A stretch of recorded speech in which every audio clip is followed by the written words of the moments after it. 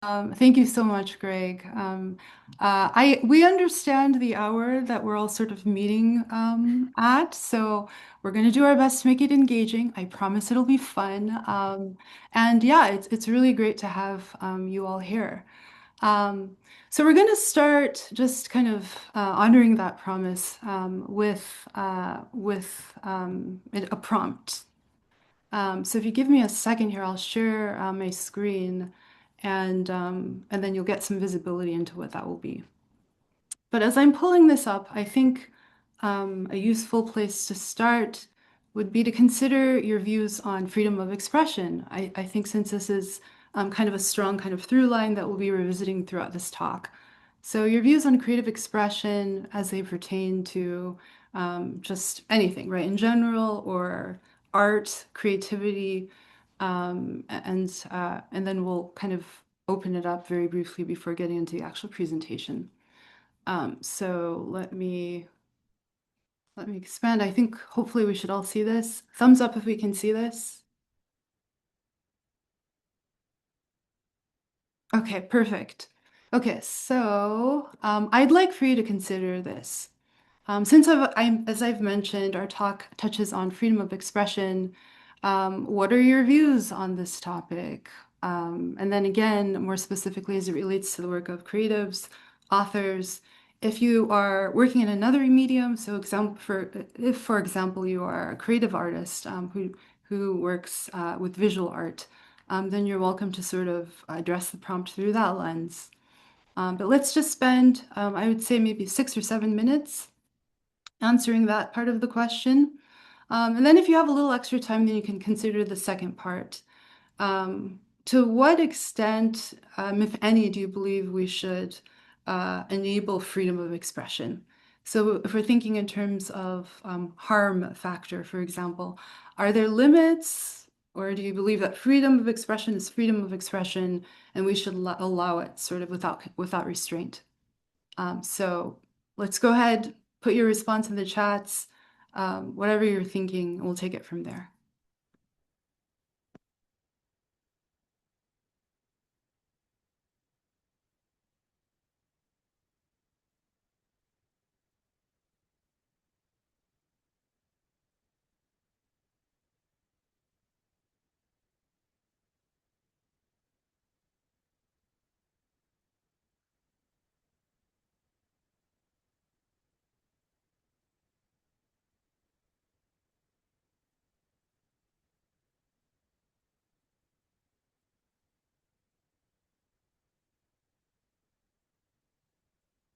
So if you're just joining us, so we're responding to these prompts. So you can just type your answer into the chats. For those of you who are maybe new to this a little, or I'm guessing that maybe some of us have, used chats before, just in case, it's just the icon in the very bottom there. Um, okay, and we'll give it 5 more minutes or so.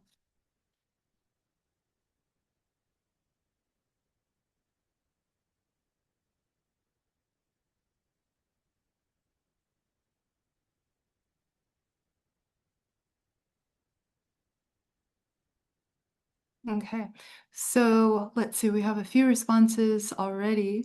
So Sophia says, I think that freedom of expression, especially freedom of expression in times of oppression, is so important, with an exclamation point. So great, okay, exactly, right? And then Renzi says, I think freedom of expression is a constitutional right. It is, exactly, right? But we also know that there are many constitutional rights that we have that are not always sort of observed or allowed, right? So, what does that mean, and how do we sort of navigate ways to enforce it, or to kind of ensure that they're not curtailed in various ways? Okay, let's see if we can see a few others. So Ryan says, I believe that freedom of expression entails the right to critique and the ability to criticize societal issues as they occur. I think that as long as your words are not actively harming other individuals, you are free to express it. Okay, very good. So I think just based on what we have here, right, there seems to be kind of an agreement or sort of we're rallying around the idea that we should be able to express ourselves. We're not explicitly saying anything, for example, yet that there may be some off-topic areas as long as it, doesn't harm a neighbor. Um, okay. Okay, very good. So feel free, as I'm going through this, keep jotting your ideas down in the chats. Like I said, this is going to be interactive. Um, and while you're doing that, I want to tell you a little bit of a story because this underpins a lot of what I'll be sharing this evening about what goes into the writing process and often some very common things that we do as writers. And I'll zoom out because perhaps not all of us here is, we're not all writers, right? Possibly. And so we can think about maybe some internal barriers we set for ourselves, whether it's communicators, among people that we don't know very well, or in spaces that are new to us. What internal breaks do we set in sort of anticipating rejection or censure of, various kinds?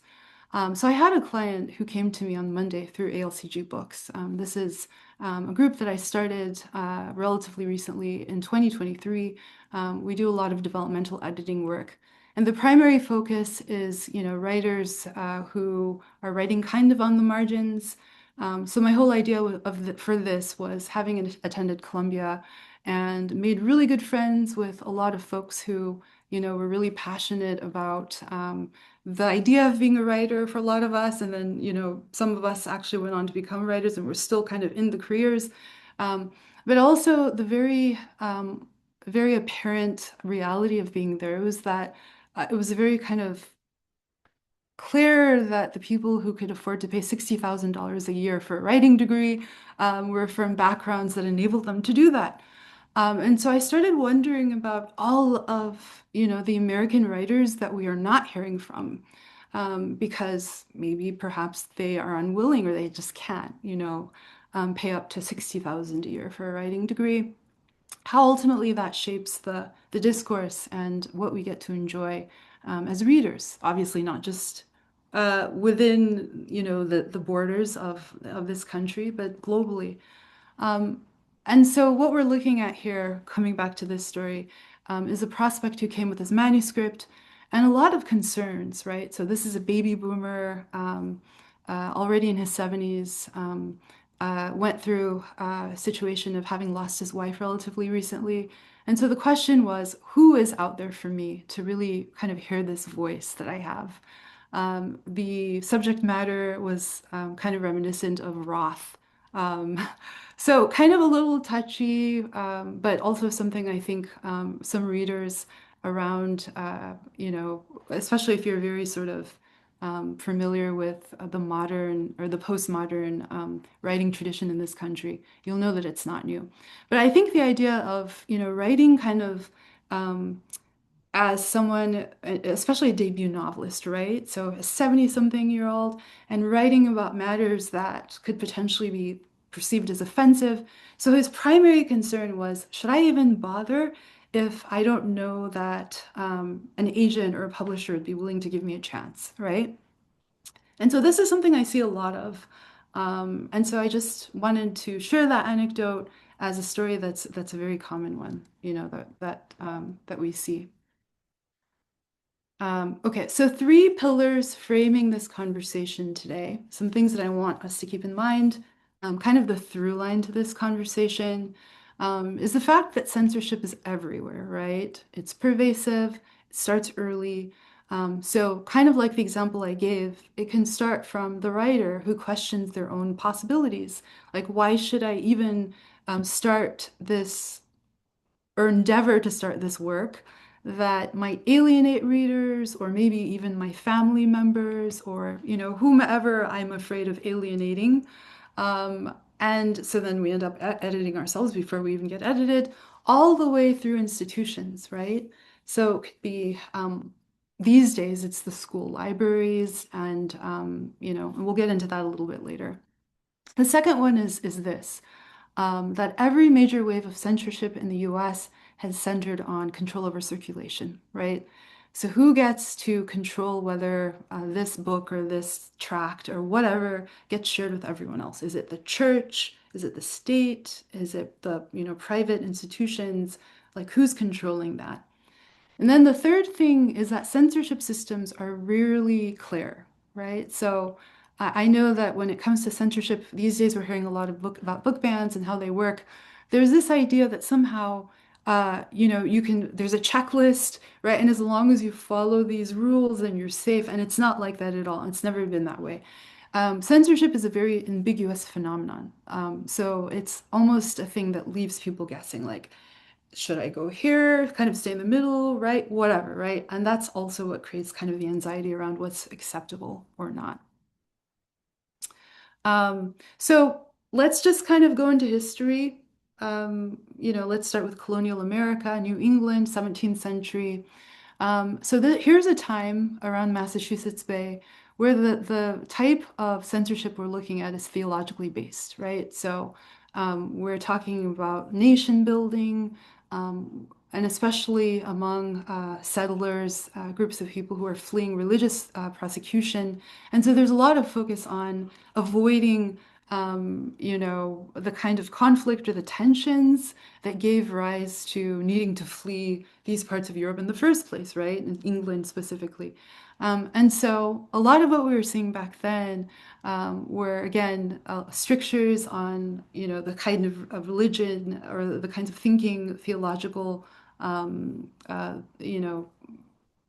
focus of which passages or whatnot could be shared and what couldn't. And even sometimes when it was fictionalized or converted to like poetry or something like that, there were still lingering questions about what was appropriate.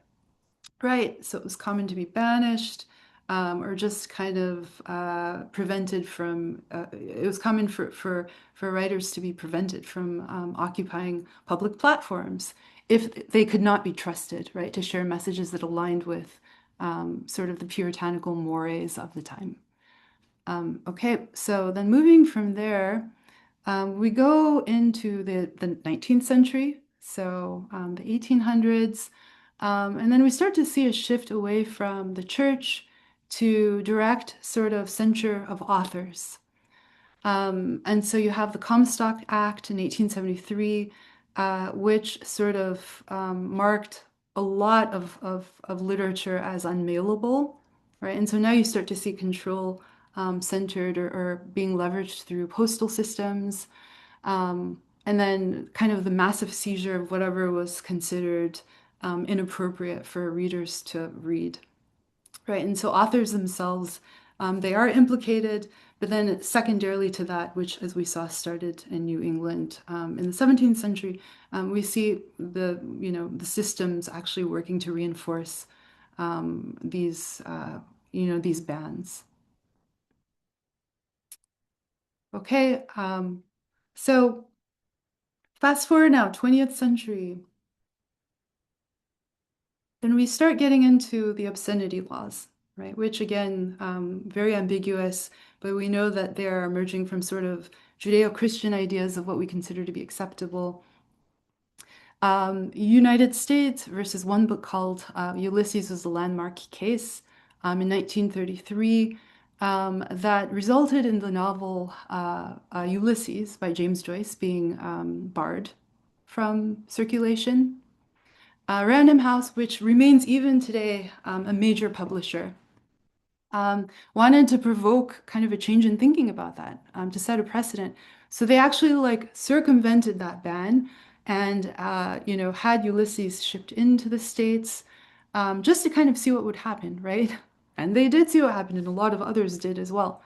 So Judge John Woolsey in 1933 later ruled that the book as a whole could not be sort of described as inherently obscene, that you can't take, scenes and then sort of describe all of those scenes in aggregate as obscenity.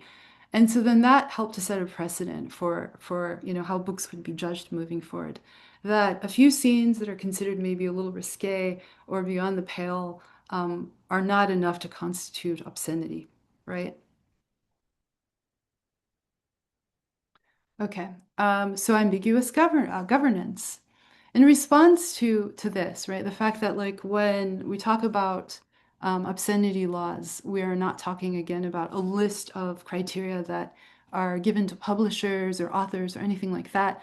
It's just kind of what the gatekeepers, and so again, whether it's the church or the state or the postal system, expects us all to kind of know that we all kind of should share this collective understanding of what it means to be a moral, upright citizen, and that any violation of that, right, would constitute uh, obscenity, within obviously like when it comes to like sexuality within books and novels and things like that.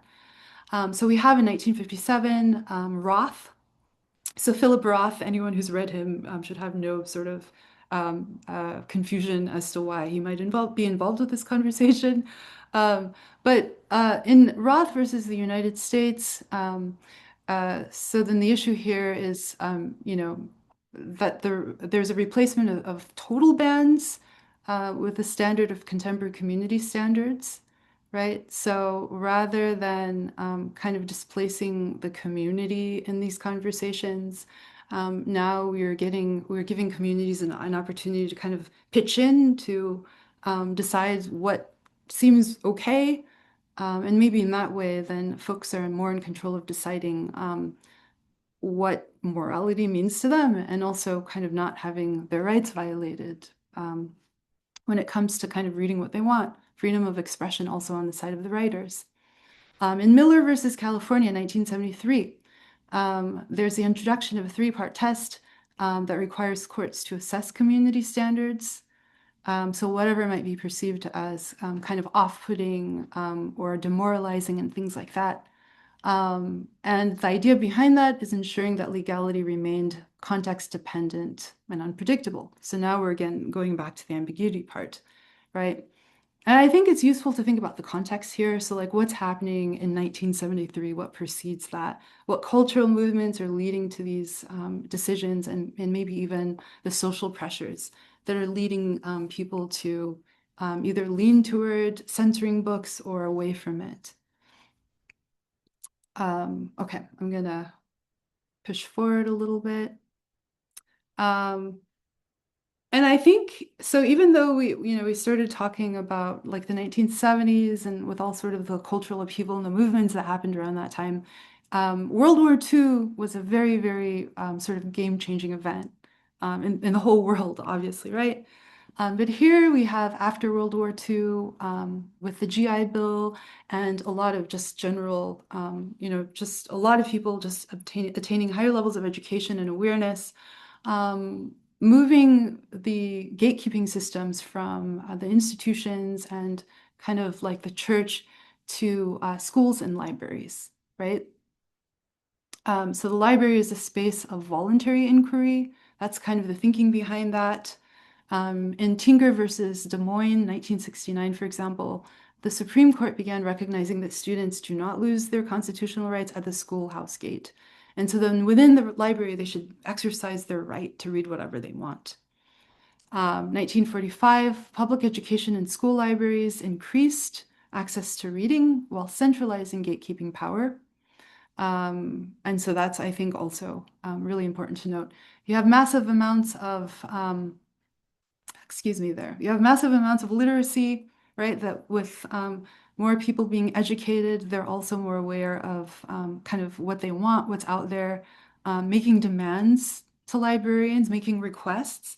And so that literacy also drives, right, this interest in figuring out how to navigate this situation of sort of, various gatekeepers telling them what they should read, what they should know about.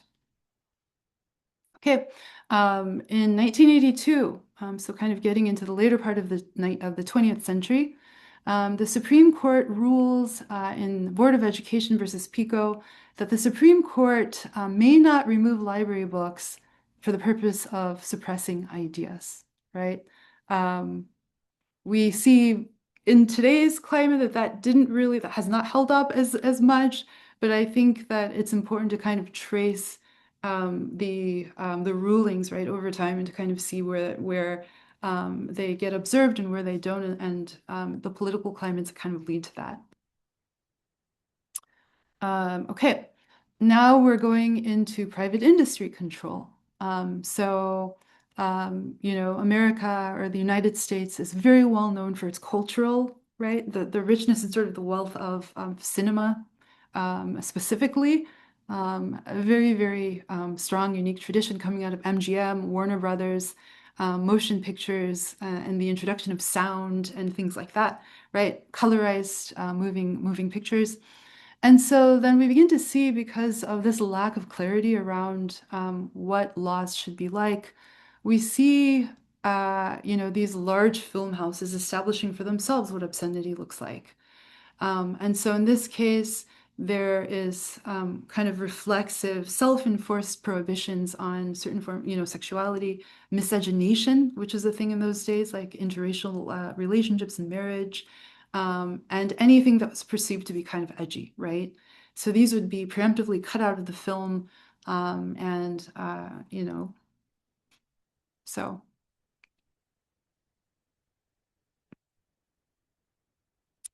Okay, so where does that bring us now? So where does that leave us now? Um, we are dealing with unprecedented censure and book bans.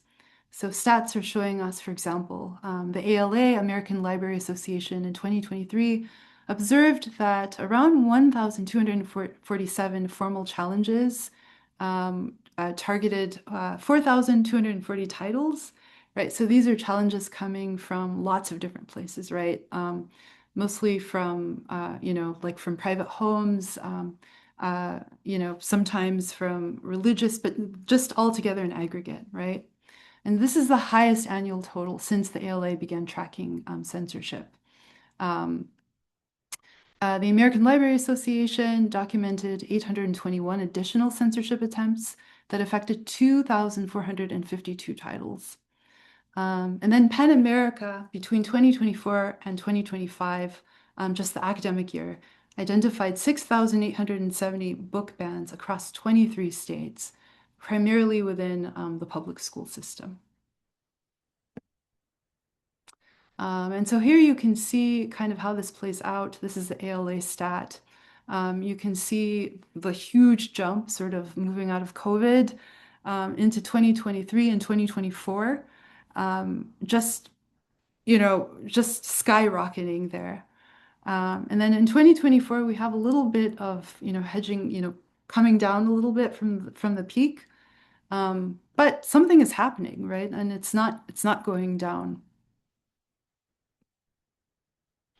And then here you see the book bans by region. And so we have Florida, so this is going back to the stat that PEN America gathered for us. Between 2024 and 2025, 2,304 books in Florida alone were banned, targeted for banning. In Texas, 1781, Tennessee, 1622, and then in all other states combined, right, 1163.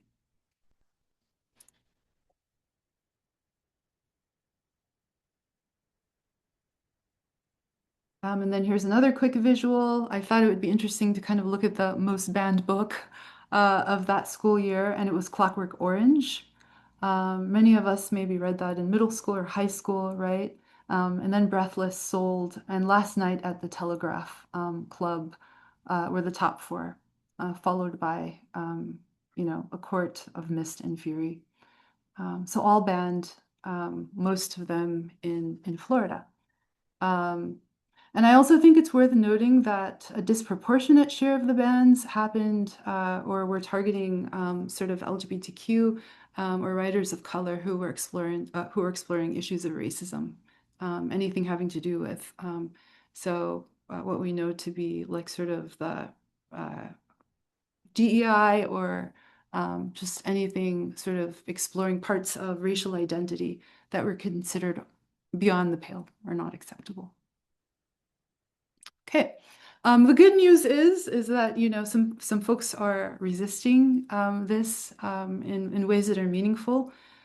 So we have this librarian in Florida, Galeañas, who went through just a full year. So she was followed by a Washington Post reporter of coming into work and then just getting sort of new direction on what she could no longer circulate, right? And then sort of fed up with that over the course of the year, she decides to leave her work as a librarian and open a bookstore. And shortly after she does that, the library closes. And so we saw kind of a pattern of this type of resistance, happening among librarians and gatekeepers who had, or who are empowered or have the option of helping us, preserve the right to read what we want to read. And especially, for a librarian like Galeana's, who's very close to the public, talks to, patrons on a daily basis, is really kind of close to the concerns on the ground. It's really meaningful, I think, to kind of see what's happening on this level.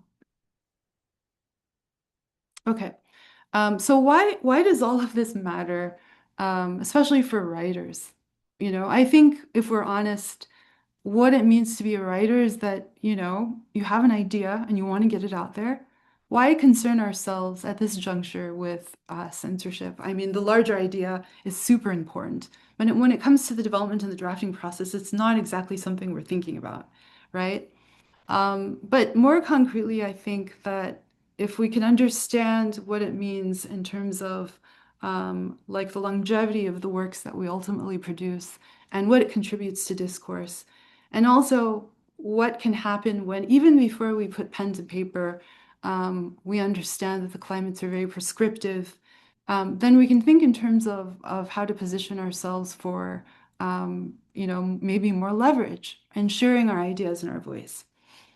Library science shows that book removal significantly reduces discovery, especially among like young writers, mid-list authors. And we also know, obviously, that if we can think back to maybe middle school or earlier, a book that changed our lives, something like maybe A Tree in Brooklyn or any book, right? And that made us see the world in a new way. Imagine not having had that experience and how it might change the way you see the world, or if you're a writer, the way you think and write, right? Educational research shows that access to diverse text early in life influences long-term reading habits, right? And so that element of literacy is also key. And then publishing studies reveal that perceived controversy affects acquisition. So if, and this happens every day. So when editors expect that a book will not be received, that it won't be sort of a title that publishers are willing to take on, then preemptively, then manuscripts get rejected, right? So the result is that we hear from the same voices over and over again, and it produces a closed circuit often of kind of cultural awareness of what's admitted to public discourse, especially when it comes to culture and awareness. And that does real harm to people and communities. Okay. So getting into the idea of how writers edit themselves, I think this is something that a lot of us do without even realizing it. Excuse me. So it starts subtly, okay, and because obviously the writer mind or the writing process is led by the writerly mind. But I wanted to point out a few things that sometimes happen, right, that we might not be aware of. So the native informant. And so this is kind of the mindset that leads the writer to, especially when writing across cultures, to speak as if you're speaking to a dominant reader from an outside audience. And so we might have found this, kind of for those of you who are familiar with, so Kenyan writer, and he recently passed away. I'm sorry, it's not coming to me immediately now. But so one thing that he spoke about a lot is, kind of the colonial mindset, especially from writers who were coming out of the colonial experience of the mid-20th century, of writing to the perceived gaze, the gaze of the colonizer. Right? And so doing a lot of excessive over-explaining of, maybe food or just kind of behaviors, right? Just to make sure you're safe and that you're not too alienating to the reader. Respectability filtering, so kind of more class aligned. So writing characters who seem like morally acceptable, restrained in order to appear responsible and safe. And we're not talking about characterization here. So we're not talking about like characters who were intentionally making respectable as a character trait, but a kind of, reframing of a plot or of a description to make it feel acceptable to the writer or to the reader. Hedging and linguistic distancing. So this is relying on passive sentence constructions and just sort of not really going into the subject matter, right, for fear of seeming too forward, tonally, mostly tonally. Um, and then we talked about this a bit, but writing with an authority in mind, right? So if you know that the editor or the book agent is not likely to sort of maybe might sort of question a protagonist that uh, occupies an unusual position or isn't as endearing as a very, typically likable character, then you might kind of hedge a little bit or revise so that it seems more acceptable, right? Defensive abstraction, so replacing details with vague metaphors. And so in this case, you're avoiding impact. You don't want to be too controversial, kind of playing it safe. False universality, so stripping language, cultural markers for broad appeal. And I think this in many ways is kind of related to the native informant, right? Especially when that broad appeal is kind of the dominant lens or the dominant view of broad appeal. And then the sanitization, right? So removing scenes, and I think all of us have done this at some point, right? Based on what we consider to be just, again, kind of touching on all of these publishable. So what can we do to avoid this? As writers, and then also as communicators and as speakers, write for yourself first, speak for yourself first. That might sound, for some people, it might sound very kind of, and let's be honest, kind of maybe aspirational. We can't always write for ourselves, right? And to be honest, when we're looking to be published, there are a lot of calculations that we need to make. Like do we have a waiting readership? Where are we likely to be profitable? Where are we likely to make sales? And these are reasonable thoughts to have, right? But probably not the best place to start when drafting the work. Write the work completely before considering the audience, market, or reception for the reason that I just shared, right? Um, Moral tension is a good thing to have. It's okay to kind of explore the range of your own experience, which is, I think, what culture, what art and creativity is about.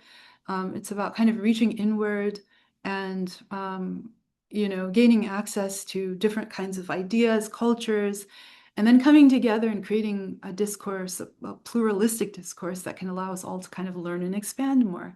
Um, so that said, if you can make it to the point of producing that work, whatever kind of genre it is, then you should retain at least one version that's exactly as you wanted to express it, right? And so then I think there's a strong case there for just writing whatever your ideas and your thoughts are.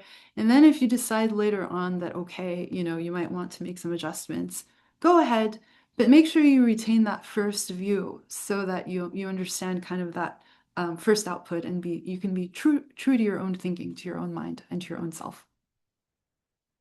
Okay, so ALCG books, when it comes to kind of the reading experience from prospect manuscripts that we receive, if I receive something that I'm not really sure about, right? So maybe it's just kind of topically beyond the range of what I would read, then I seek another opinion, right? So to the partner, I would say, hey, how does this look to you? Is it just my reading that, or does it seem, uh, you know, whatever, right? And then the reader will come in with their own view. So in that way, you can sort of get outside of your own mind about what you're reading, and not sort of project on whatever it is that voice that writer wants to share, right?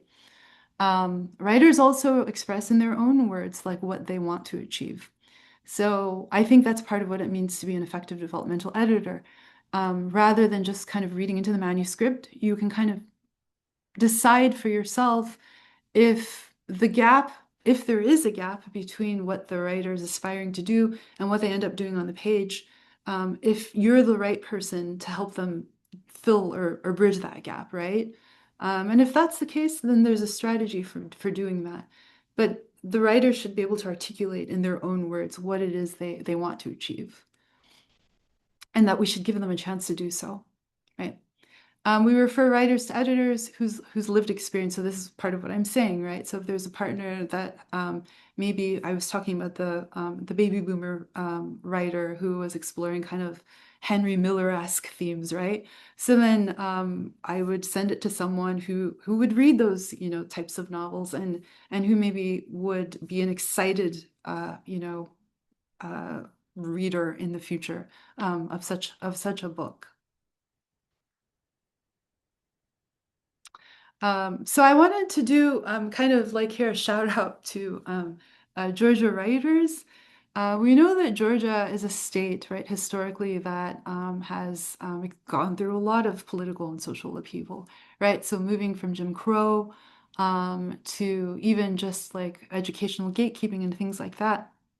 I think the thing that's notable about the state of Georgia is its ability, even amid a lot of these social strictures and things like that, is to form very tight bonds, so communities that safeguard creatives from censure and that encourage them to stay active, right, as thinkers and as writers. So coming out of the tradition of Georgia, we have writers like Flannery, and I'm sure Greg, you know like the full list. You'll add to this Flannery O'Connor, Alice Walker, and just a whole Natasha Trethewey. So many very sort of gems, valuable contributors to the American literary tradition, right? So we do learn about, yeah, the absolute strength of community and forming communities when it comes to preserving voice. Okay. I don't know how I'm doing on time. I'm going to check in. I'm going to come out of the presentation for just a bit. Greg, how are we doing? We're good on time. Okay, very good. Thank you. So I thought we could do an activity, and this is just the interactive element that I was touching on a little earlier, to just kind of practice what it means, right? It doesn't have to be for all of us a creative writing thing. So let me just walk you through this, and then we'll take time to kind of put our heads down and work through it together. Um, so the first thing I want you to do is to identify three subjects you currently consider risky, uncomfortable, or even dangerous to write about in the present climate. If you don't consider, on the off chance that you don't consider anything risky, then you can just write about your views on a topic that might be considered touchy. Okay, so once you identify those three subjects, then I want you to choose just one of those subjects and write freely. I think 10 minutes would be fine. We don't have to do the full 15. It can be an open letter, so kind of in the style of like a letter to an editor, a poem, a fictional story, or if you want, you can just kind of describe the issue, right? But whatever you're doing, make sure it's honest. Okay, so let's spend 10 minutes. If we need a little more time, so I'll check in after 10 minutes. If we feel like this is something that you're kind of warming up to, then we have the time to extend a little bit. So let's do that. So let's spend time writing, and then the next thing we'll do, just to kind of help you with expectations, is that we'll go into breakout rooms. So you'll have a partner, maybe a new friend that you'll meet, who knows, right? And you'll read your writing to them. And I don't want you to think about that yet, right? Because we're writing for ourselves. But then we'll get into the other part of the activity. So let's spend again 10 minutes. If you want, you can turn your camera. I can't see anyone right now. If you have your camera on, you can leave it on. You can turn it off. And then we'll come back into the room and then go into breakout rooms after that. Any questions on this, on the prompt before we say ready, set, go?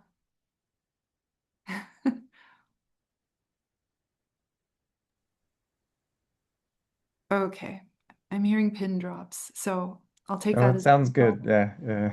Okay, good. Okay, so let's start. So go ahead, identify three subjects, then choose one, and then write freely on it for 10 minutes.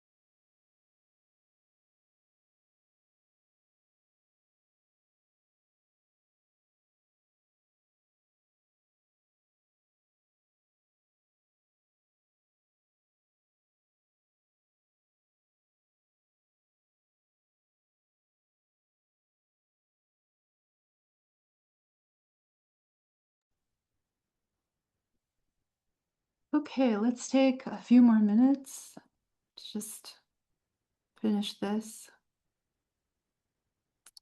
And we're kind of a small group, so if you feel like you're gaining a lot of momentum and you need a little extra time, we have it.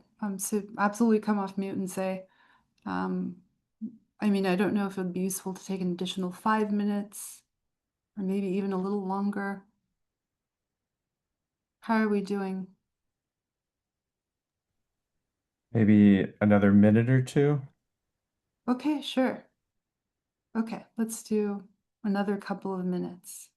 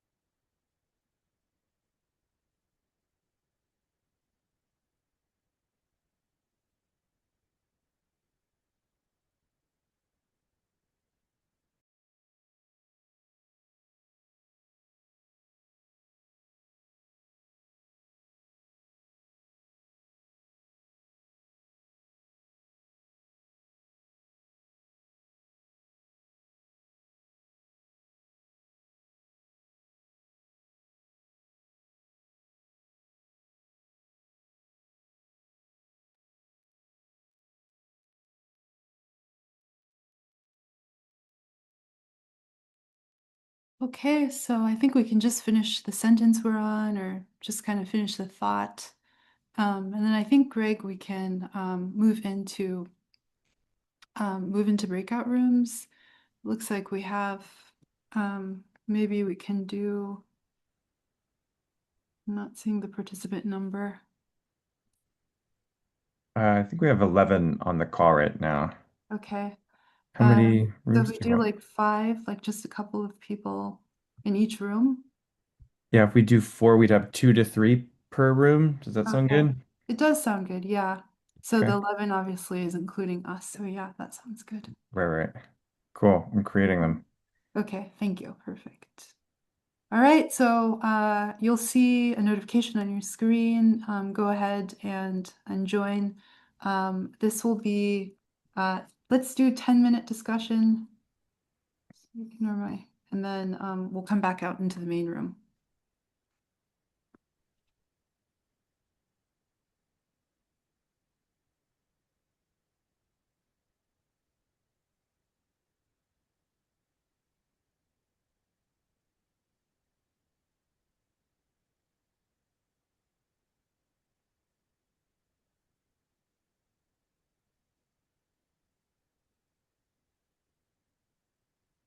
Should I join a room?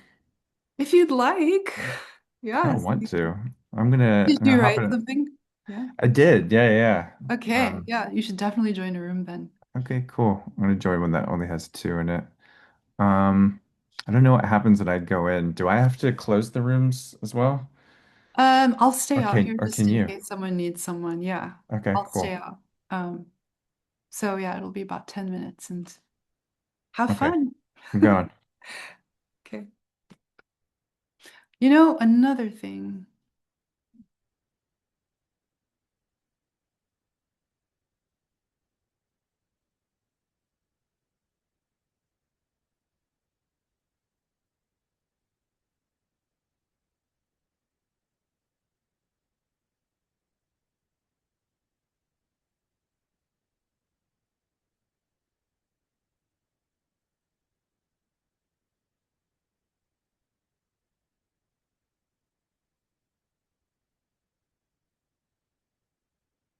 Does everyone have breakout rooms to enter?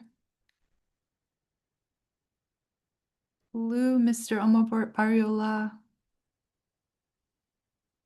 Let's see. I'll see if I can assign you to breakout rooms.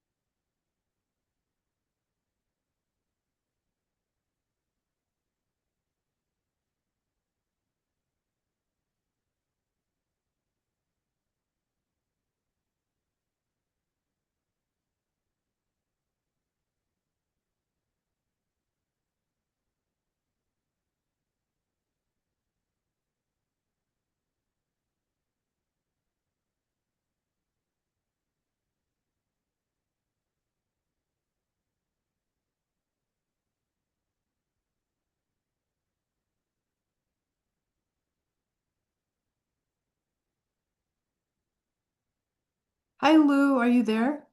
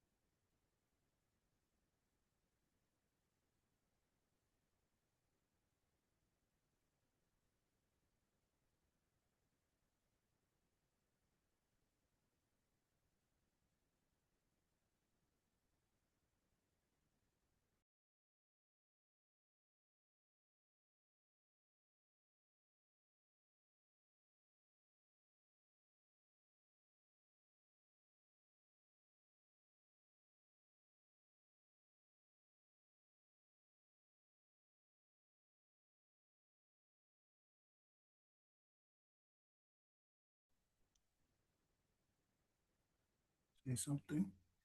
Hello, can you hear me? Hi, Lou. Yes, yes. Did you hear what I said? I didn't. No, Okay. I can hear So you now, though. I have a memoir, Oh, you have a memoir. not Okay. finished, very incomplete. Well, can we hear about your memoir? I'll give you the first paragraph. I want to hear your memoir. All right. Shall I send you to a breakout room, Lou, or do No, you let's prefer just to? talk. Okay, let's talk. Okay. Here's my first paragraph. Okay, let's hear it. It was the worst of times. It was the worst of times. I was born on March 12, 1933, 14 and a half years after the war to end all wars. 3.5 years after the collapse of the New York Stock Exchange. 2 months earlier, Adolf Hitler had named Prime Minister of Germany. In the week before, in his inaugural address, President Roosevelt told us that we have nothing to fear but fear itself. Then he closed the banks. 6 months later, the great experiment, prohibition, ended and everyone celebrated. None of that meant anything to me. All I cared about was the love and care that I was getting from my parents. And then I describe my grandparents living in Yonkers, New York, but living a Eastern European Orthodox Jewish life. So I describe my maternal family. My mother was the fourth of six, Hmm. and the third woman, which in Jewish life is not a good thing to be if you want to get married. And I describe my father's family, uh, 10 children. He was the ninth and the only and the survivor, so he was the baby of the family. Hmm. One grandfather, my maternal grandfather, was highly respected in the Jewish community. If you know anything about the Jewish community and I life, do. Oh, yeah, yeah. okay. So Yeah. he was the cantor, Yes. he was the mohel, did the ritual circumcisions, Right. and he did the he was a kosher slaughterer. Wow. His Yeah. name, his last name was Machte, but in America it was Machte, Machte. How's that Mac, spelled? Machtey, Machte. Okay. and his nickname was Mac the Knife. That's convenient. Okay, so I describe what it's like to be living in two worlds. My parents were the straddle generation. They Hmm. straddled the old world. They had to comply with the strict family, and then they had to mix into this culture. Hmm. My mother had been born in Lithuania. She came when she Wow. was 1 year old. Wow. My father was born here, So where's here? Was it here in DC or New York. New York? Okay, I see. Yeah, which is where I was born. What part of New York? Yonkers, Yonkers. Okay. at the end of the Van Cortlandt Park line, The Yes. IRT, that's how I used to get to Columbia sometimes. I'd That's take the amazing. IRT down. My father might deliver me to Yonkers. I'd get on the IRT. I'd go down to 125th Street or Hmm. 116th Street. If my homework wasn't done, I did it on the IRT. Love it. Yeah, that's amazing. So, Wow. Yeah. but basically, my first chapter is about that and some things that were going to affect me throughout my life. Hmm. For example, all of the securities laws. I'm a securities lawyer. Hmm. So first of all, I dropped a footnote. Columbia won the Rose Bowl in 1934. At the end of the 30s, the only time they've won. But I had to put that in there. Of course. Yeah. I I traced my uh, paternal ancestry. Hmm. Well, my grandfather on one side was this revered figure in the Jewish community. Hmm. I was looked upon by some. That's Machte's grandson. So I felt the pride and the joy and the responsibility Uh-huh. because I had to be special because I was Machte's grandson. On the other side of the family, my grandfather, who came to this country was born in 1865 and came in 1885 as a hat maker. By the Hmm. way, my other grandfather, my maternal grandfather, came in. His papers said he was a butcher, which is not a very good advertisement for a ritual circumcision. Those are some of my sidelines. But so my other grandfather, who was a charter member of the synagogue where my maternal grandfather was the cantor, Hmm. he had a fruit and vegetable store in the Jewish quarter of Yonkers, and they lived in a world that was really encapsulated. So that's what I came into. Now, after a short time, we moved out. We moved out of Brooklyn. I was in Brooklyn for the first 4 years, so I Hmm. became a Dodger fan. You know why the Dodgers are called the Dodgers? No, tell me. Because the trolleys they had these electric trolleys, and the people had to dodge the trolleys. So the first name of the Dodgers was the Trolley Dodgers. Yeah, it was no easy living in those times. I Well, never would have known. I never knew. Here it we was are. Coney Island, Okay. and we would sit under the boardwalk. And when was this? Pardon? Was this is pre-war, right? Or when 19, was I it? was a kid. I was 4 years old. Okay, so it was 37. 1937. 37, yeah. So, but I want to describe the atmosphere because we moved to another place, and I learned Hmm. about anti-Semitism. It hit me very hard. I was. It was a time when you'd go out to play. Your mother would say, "Go out to play." Hmm. We're in a residential area outside of the Jewish community. My father had a drugstore, Hmm. and I go out to play, and the kids would chase me and tell me I killed God. Hmm. I ran to my mother, and she explained that they were ignorant, but there was a Hmm. better story. But by the way, that I got into a lot of fights as a kid. That's terrible to have experienced that though at such a young age.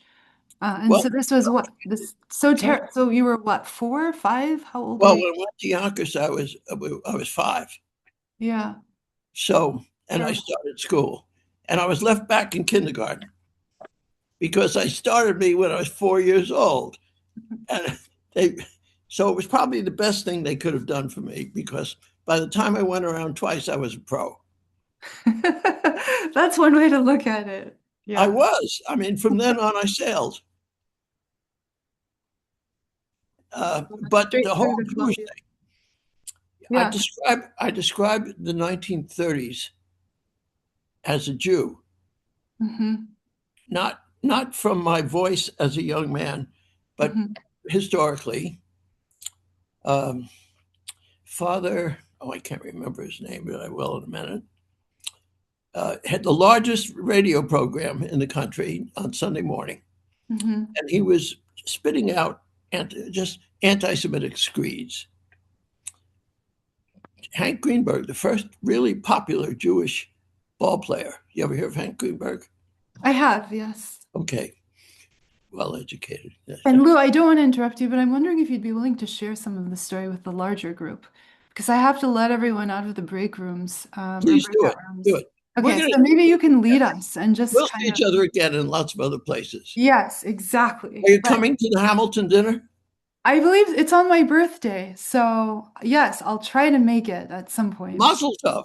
Thank you. By the way, how do you like to be addressed? Are you Hannah? Are you Toyin? Are you Tomi? I go by Hannah now, and that was just sort of like in light of I'll tell you later, Lou. More on Okay. that later. Yeah, details. Welcome back, everyone. So good to see you. If you can, turn your cameras on because faces are a lot more interesting than black boxes with white letters on them, right? So turn your camera on if you can. Welcome back. So folks are trickling in gradually. We'll let everyone come in. I see Renzi. Hello, Lou. Larry Adeyemi, my father. Hello. Mr. Homoporiola. Okay. All right, so everyone's still, I hope you guys had productive discussions. Okay, nice. Hello, everyone. Welcome back. We're back. It looks like precisely 30 seconds or something, all the rooms will close. How were the discussions? Good? Nice. Okay, I'm seeing smiles, so that's reassuring. We went down an AI rabbit hole in Oh no. ours, but we realized that that is also kind of a touchy topic It to write is. You're about. right. You're right. So let's wait for everyone to come in. And then I think the group is small enough that I wanted to see if we could just kind of share out as a larger group. So like what was covered, and then we can go back to the prompt that I originally shared with you, Greg. Um, I was just talking to Lou Mendelson, and he was telling me this wonderful, intriguing story about growing up in New York, as you know, from a rich Jewish family and tradition, but also coming face to face with discrimination for the first time. So Lou, if you're still open to it, please, I'd love if you can kind of share with the group a memoir that you mentioned that you'd started to write. Should I start with my first paragraph, the Let's start foreshadowing? with yes. Let's start with your first paragraph. First of all, thank you for giving me this opportunity. Here's my first paragraph. It was the worst of times. It was the worst of times. I was born on March 12th, 1933, in Yonkers, New York, 14 and a half years after the war ended all wars. 3.5 years after the collapse of the New York Stock Exchange. 2 months earlier, Adolf Hitler had been named Chancellor of Germany. The week before I was born, Franklin Roosevelt, in his first inaugural address, told the world, "We have nothing to fear but fear itself." Then he closed the banks. 6 months later, the great experiment, prohibition ended, and everyone celebrated. None of that at the time meant anything to me. All I cared about was the love and care of my parents, Charles and Anna Mendelson. Shall I talk more about, shall I go further? I think this is, I mean, I think this is a great point to start considering like the thinking behind this. And maybe, Lou, if you can identify for us like the point of tension, or where you start to feel like you're coming up against, you know, opposing ideas or anything like that. Sure. Yeah. Okay, so my maternal grandfather was idolized in the Jewish community. He was both a cantor, a moil, and a sheikhet, which means he sang the prayers in the synagogue. He met all the new young Jewish men by performing a ritual circumcision, and he was a kosher slaughterer. And I was so proud to be his grandson. And people would refer to me and say, there goes Mahte's grandson. And oh, that made me so proud. And it also meant it made me both respectful, but also it required me to be special. So I knew that I had to be special. My other grandfather, my father was the ninth of 10 children and the last survivor. So he was the baby in the family. And his father had a fruit and vegetable store in the Jewish community. And they lived an Eastern European, both sides of my family, the grandparents, lived an Eastern European Orthodox Jewish life in the midst of Yonkers, New York. Well, when I was about 4 years old, we moved out of the bubble and we moved to another place in Yonkers. And my mother said, go out and play. And the kids chased me and told me I'd killed God. And I ran home. And I had quite a few fights and I felt quite separate. But what this did to me was the two sides of my family. One where I felt enormous support, belonging, a place, a structure, backing, and the streets and the others where I had to prove myself and felt that it would be very difficult no matter what I achieved. Is that a good opening? That's beautiful. That's excellent. And I think you're touching on exactly part of, like the concern. Sometimes the tension or the push between, the internal, the external. From within, you're feeling the love, and then on the opposite end, you're getting a lot of I'm tested. hostility. I Yeah, was tested. yeah. So I go on to write about anti-Semitism in the United States, which was amazing during the 1930s, including the Lindbergh for president push. And Lindbergh was a favorite of the Nazis, and he had gotten a medal from Hermann Goering, and he was being pushed by certain conservatives for the presidency in 1940. But that's sideline. So then I go on to describe how my sister's birthday, she was 3 years old, I was 8.5. My Uncle Henry took me to a football game at the Polo Grounds. I had no idea anything about football, but it was a very important time because at the halftime, there was an announcement. All service personnel immediately report to your posts. It was December 7th, 1941. That's how the World War II began for me. Wow. Yeah, And I didn't take the scorecard. Gosh. Any thoughts on loose peace? Pardon? So I'm asking so open. Any thoughts on loose peace? Any responses or thoughts? All critiques are welcome or advice. I would just say And I you're welcome. I really enjoyed that, Lou. Thanks for sharing. I think you've got such an amazing story to tell. It changes. It changes. That's the whole story.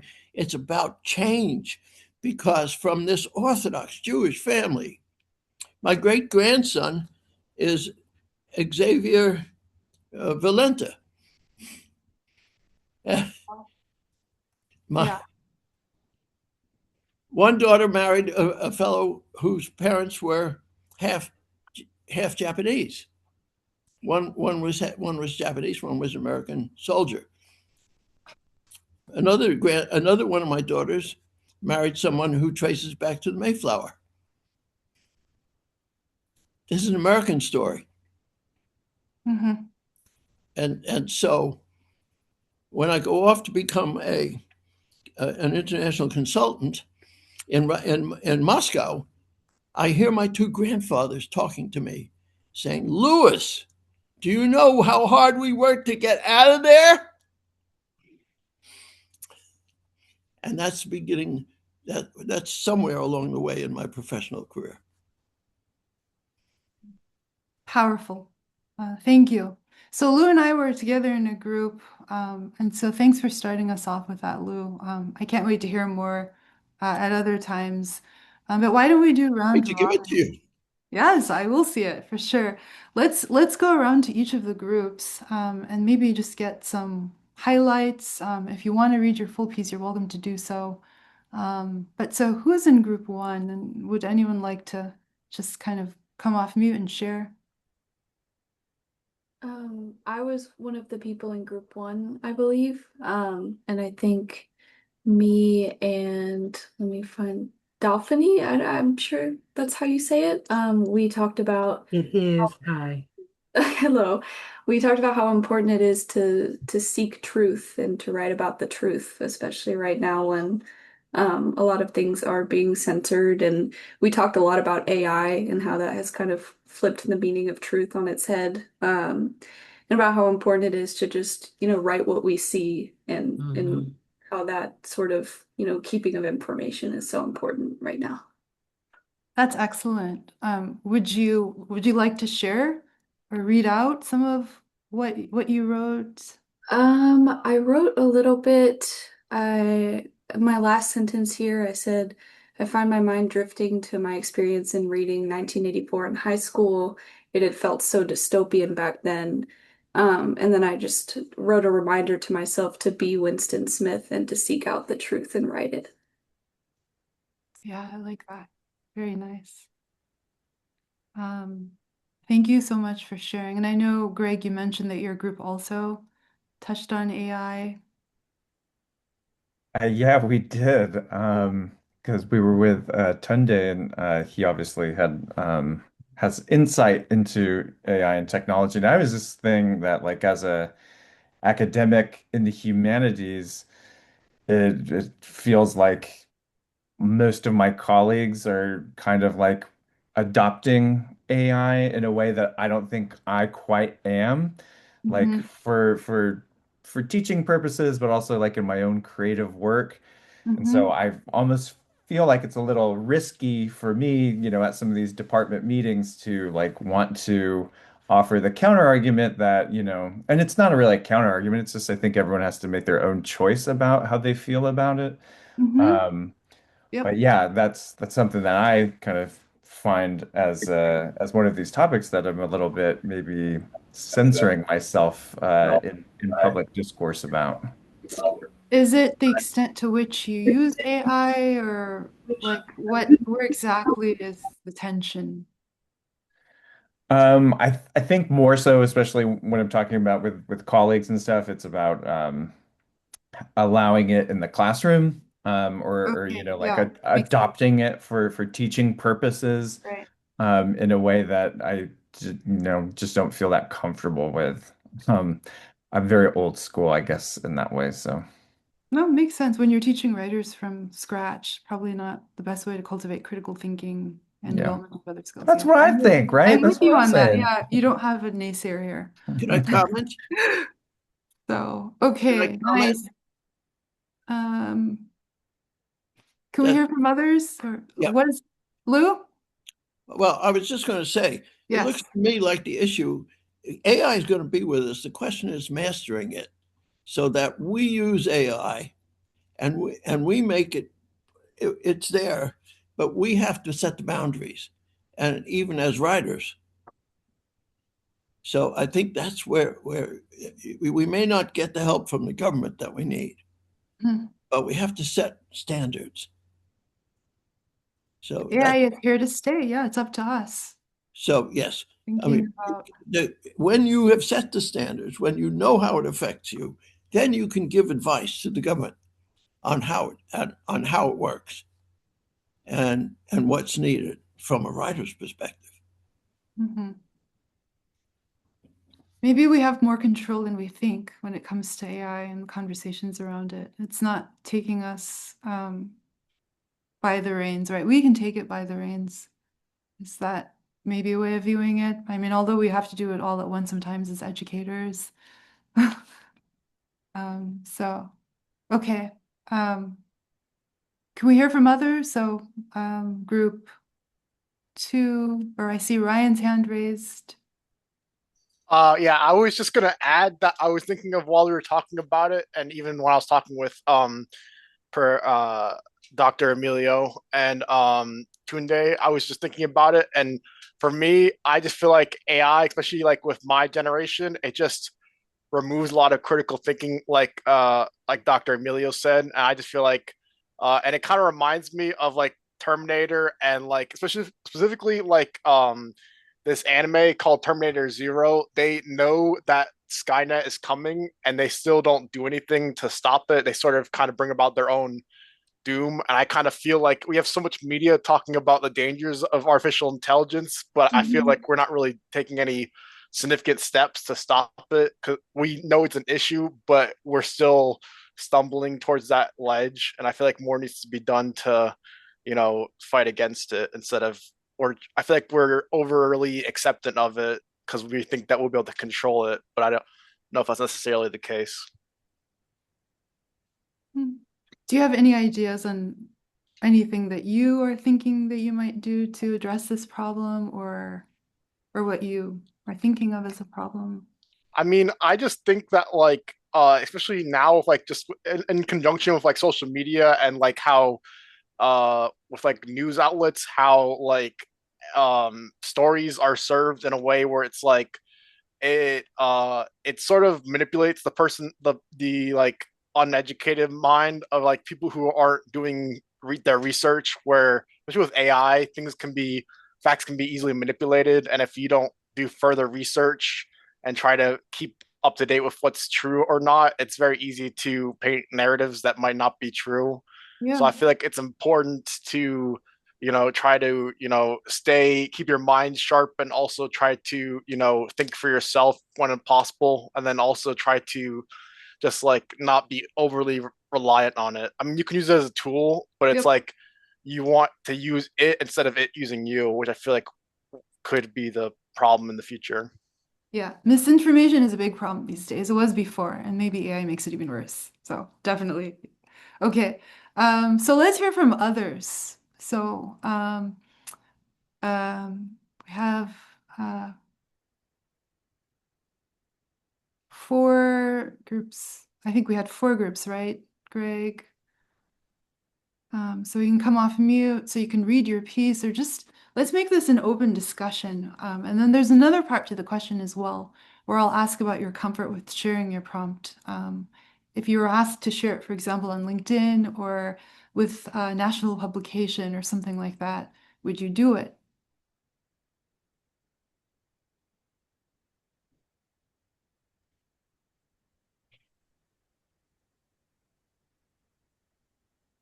Hannah, I'll go ahead and share. Please, yes. Okay, Logbon and I were in a group, and what I shared with him is the topic that I chose was civil rights, the Mm-hmm. civil rights movement. But I'm in the process of writing a story from a child's perspective.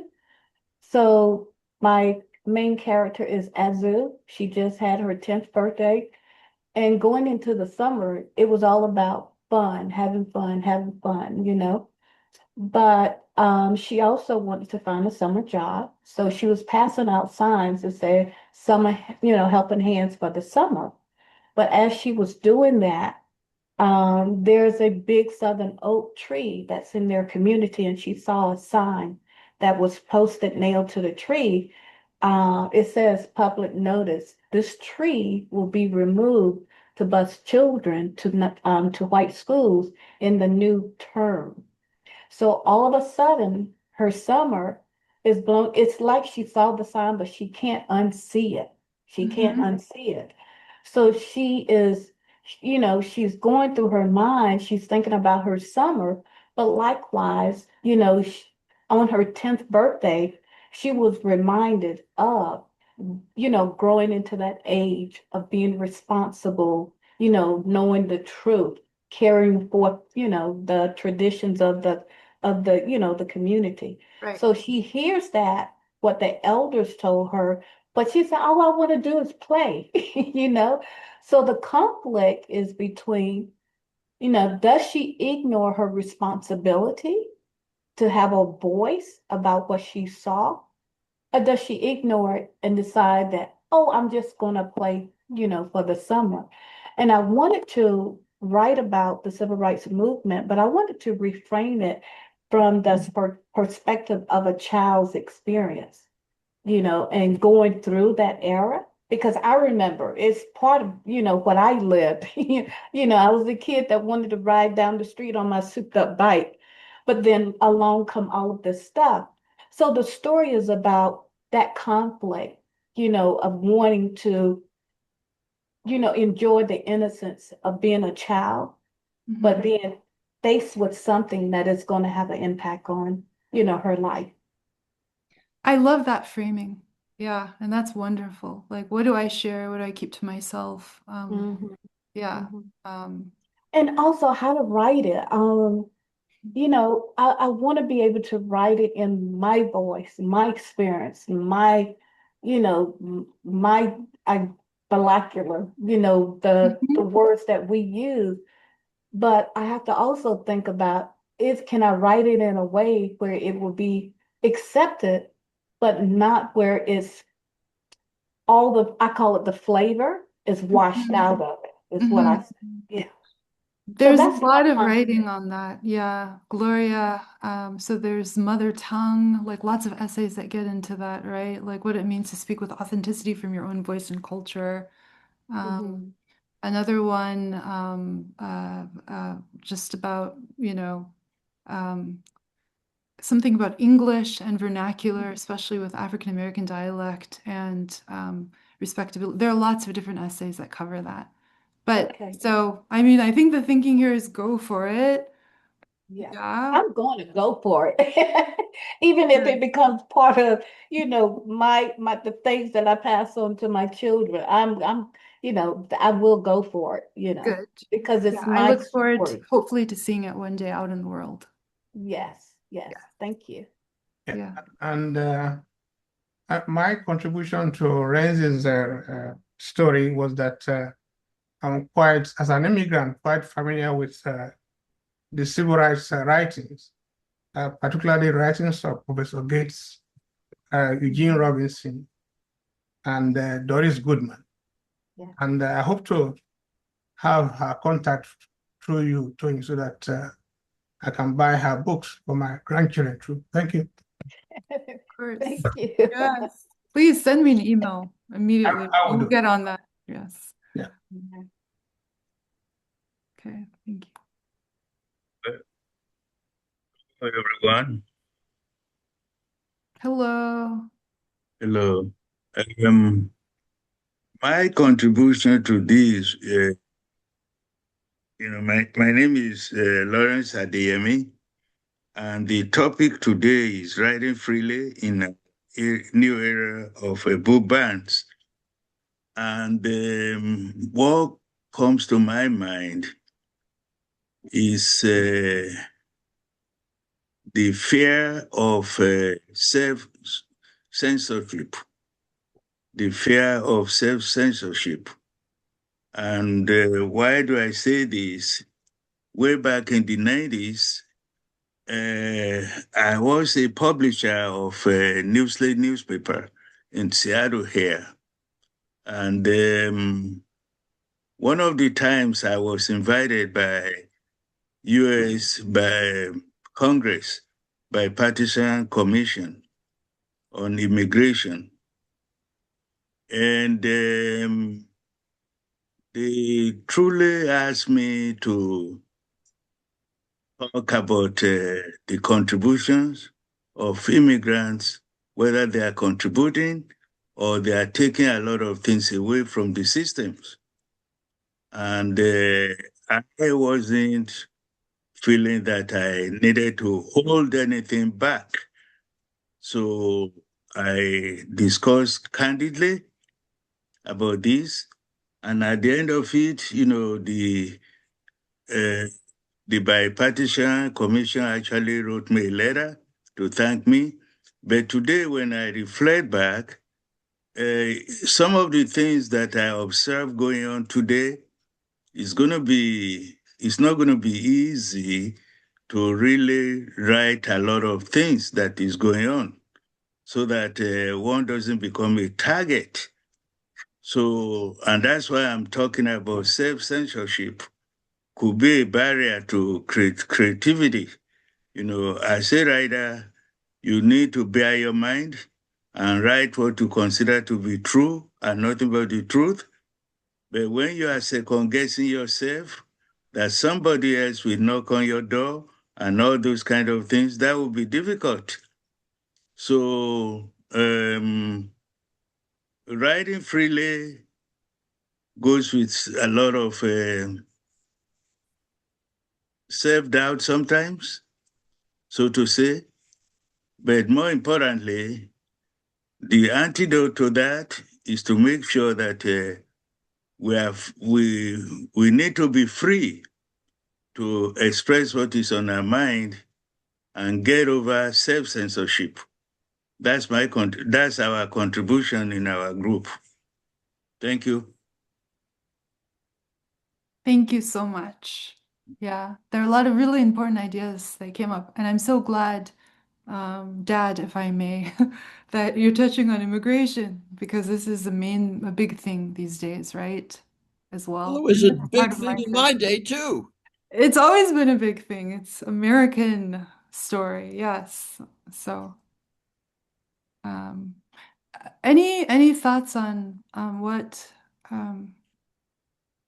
There I'm is, going back and forth to call you Dad or Larry, Dad. just feel free to call me, say my name. Any thoughts on this? So this is an open discussion, really. And I think also we can consider, you touched so much on publishing, Dad, but that public element, it's true. So I think in the end, the truth should win out, right?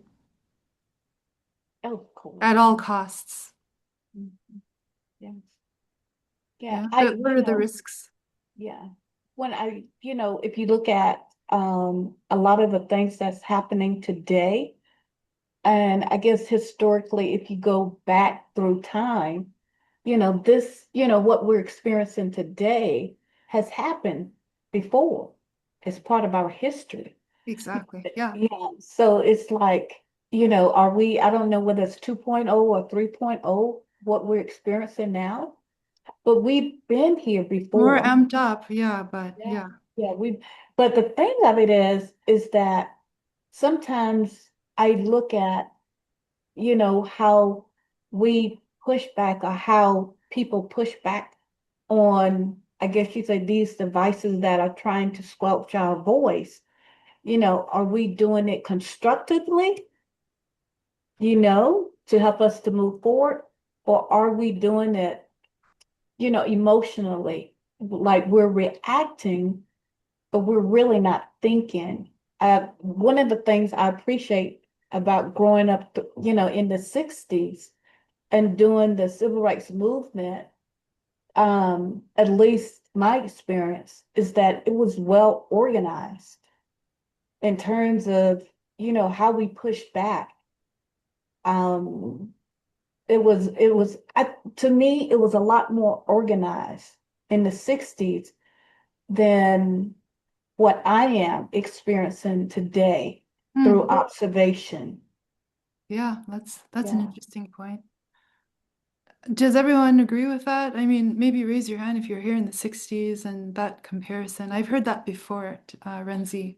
Yeah. Mhm. I think Mhm. so. Yeah. Yeah. Mhm. So I wish we could take those lessons that from there and apply it to today, And I know that there has been some successful boycotts, that really hit the pockets. But from that, how do we build upon that you know, to make it more Yeah. sustainable? Protest, I mean, a lot has happened, right, since civil rights. We have social media, we have also the face of protesting is a lot different. We already know kind of what we're dealing with today, even with ICE, right, and things like that. Yeah. We don't have, it's a different world, basically, right? Very much so. So what's transferable from then? What can we still retain, do you think? What might we have to revisit in terms of, We had martyrs. We Yeah. had martyrs. Mhm. yeah, I think we still Yeah, do. we had martyrs, Yeah. that's for sure. Yeah, I mean, we did. the people that died in the church, the people that walked across the bridge. Um, there other people that didn't get famous, but Yeah. I take it back to the Vietnam War, another time of great protest.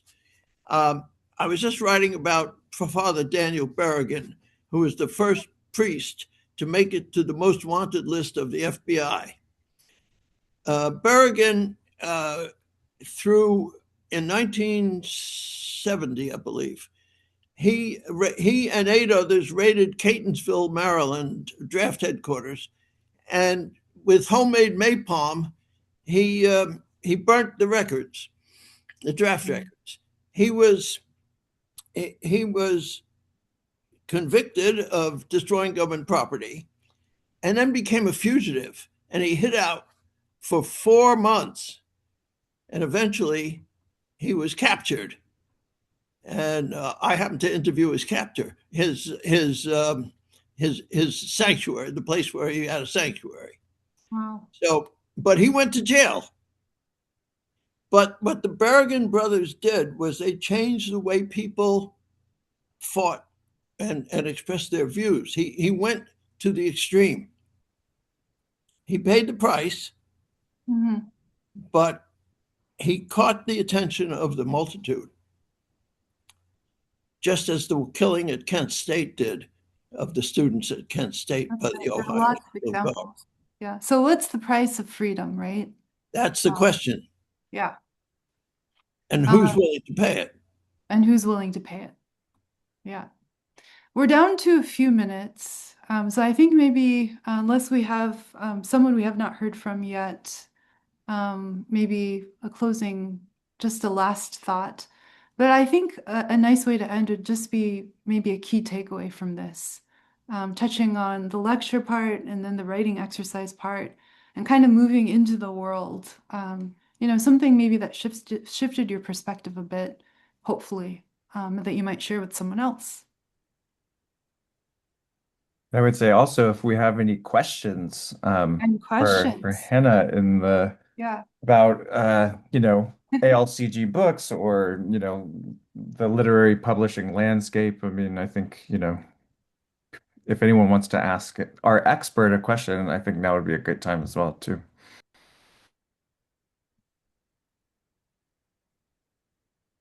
Maybe a nice way to approach this, I find, is just to kind of type in the chat. So if something comes up, and then we can just kind of go through the chats. But if you'd like, you can just verbally chat as well. I really like the open format. So very kind of everyone just kind of conversing. I think we can use that just as a starting point for, yeah, some closing thoughts. And my takeaway from all of the discussions is to write my truth. That's my Write your takeaway. truth. Okay. Yes. We need to make a t-shirt or like a mug. Yeah, one slogan. Write your truth. That's right. Yes. And it can also be RAGHT, write your truth, both ways. Okay, anything else? Write to please yourself. Good one.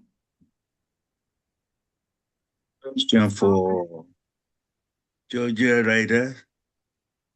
Can you kind of tell us a little bit about your history?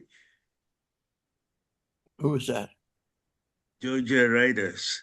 Yeah, the Albert. the association, Georgia The Writers. association? Yes. Yeah, so we're a nonprofit writers organization here in Georgia, and we've been around since 1994. So yeah, we've been doing this nonprofit work for a long time, and really our goal is to try to support Georgia writers at every stage of their career, whether it's from grants like the John Lewis writing grants, which we award to emerging Black writers every year, um, on the one end, and then on the other end, we have the Georgia Author of the Year awards to prominent authors who have published books. So we really try to reach everyone in the state of Georgia and just do good things for all to help them succeed in their writing. And that includes hosting like workshops like this. Well, thank you. Oh yeah, thanks for being here. Yeah, thank you. Wonderful. Okay, we have a minute left. We're down to seconds. Any questions or? Is the Georgia Writers membership open to everybody? Yeah, 100%. And like a lot of what we do is kind of like virtual and online. And so, yeah, membership is open. It's not exclusive to people who live in Georgia. And so, yeah, it's encourage anyone who's interested to, you know, yeah, to join and really thank you all for being here. And I think we should give a round of applause to our wonderful host of this workshop. Hannah, thank you so much for Thanks to all of you. Yes, nice work. And keep writing. Yeah, speak your truth, write your truth. I love it. Yeah. Thanks for being here, y'all, on a Wednesday night. I hope, yeah, and we can also send out a recording of this if anyone wants to have it to go back over some of the slides. Maybe we could send out the slideshow too, Hannah, if I you're all right with will that. make a note to myself, definitely, yes. And Greg, I'll send it to you. Maybe you can share it with the group. Yeah, yeah, I'd be glad to. Yeah. Well, have a great evening, everyone. Yeah, thank you so Keep much, everyone. writing. Yeah, Yeah, stay happy warm. Wednesday. Thanks for being Happy here. Wednesday. Thank you, Hannah. Bye-bye. To Thank be continued. That's right. Mm. Yes. Mhm.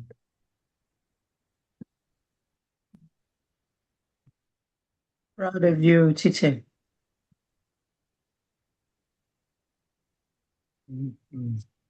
Okay. And thanks for coming, parents. Love that.